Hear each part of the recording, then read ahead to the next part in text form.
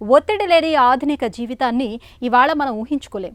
ముఖ్యంగా యువతరంలో ఈ ఒత్తిడి అనేది బాగా ఎక్కువగా కనిపిస్తోంది.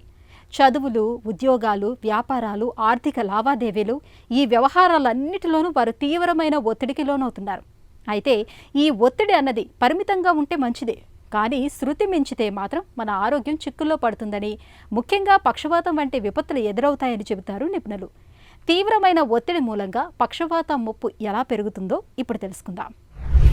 ముఖ్యంగా ఒత్తిడి అనేది ఆర్గన్స్ మీద ప్రభావం పడే అవకాశం ఉంటుంది.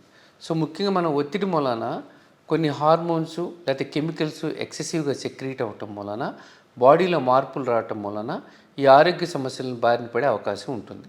సో ఉదాహరణకి ఒత్తిడి ఎక్కువ అవటం మూలాన ఎడ్రినాలిన్, నారెడ్రినాలిన్, కార్టిసాల్ ఇలాంటి కెమికల్స్ ఎక్కువ అవటం మూలాన లేకపోతే హార్మోన్స్ ఎక్కువ అవటం మూలాన వీళ్ళకి ఈ బ్లడ్ ప్రెషర్స్ పెరిగే అవకాశం ఉంటుంది.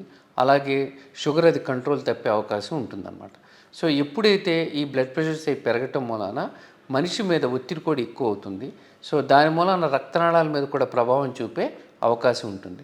దీని మూలాన అధ్యాయాల్లో తేలింది ఏంటంటే అధిక ఒత్తిడి మూలాన ఈ బ్లడ్ ప్రెషర్స్ పడిగి రక్తనాళాల మీద ఎఫెక్ట్ పడటం మూలాన వీళ్ళకి పక్షవాతం బారిన పడే అవకాశం ఉంటుంది. అంతేకాకుండా ఈ ఒత్తిడి మూలాన మిగతా ఆరోగ్య సమస్యల మెదడు మీద ఉదాహరణకు ఆలోచన శక్తి తగ్గటం, అలాగే ఒత్తిడి మూలాన ఈ మైగ్రేన్ లాంటి ప్రాబ్లమ్స్ కూడా వచ్చే అవకాశాలు ఉంటూ ఉంటాయండి. సో ముఖ్యంగా ఇప్పుడు ఈ ఎడ్రినాలిన్, నారెడ్రినాలిన్ అనేది ఎవరికైనా సరే ఒక ఒత్తిడిలో ఉన్నప్పుడు తాత్కాలికంగా అది ఎక్కువ అవటం వల్ల వాళ్ళ పర్ఫార్మెన్స్ పెరగవచ్చు.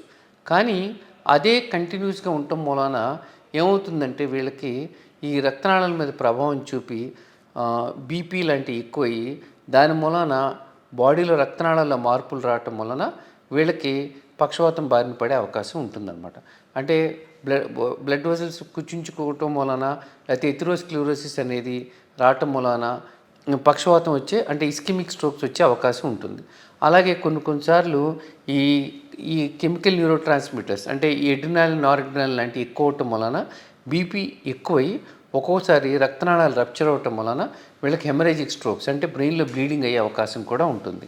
సో ఇలా ఈ ఒత్తిడి వలన వివిధ ఆర్గన్స్ మీద కూడా పడి మిగతా ప్రాబ్లమ్స్ ఉదాహరణకి హార్ట్ అటాక్స్ కూడా వచ్చే అవకాశం ఉంటుంది.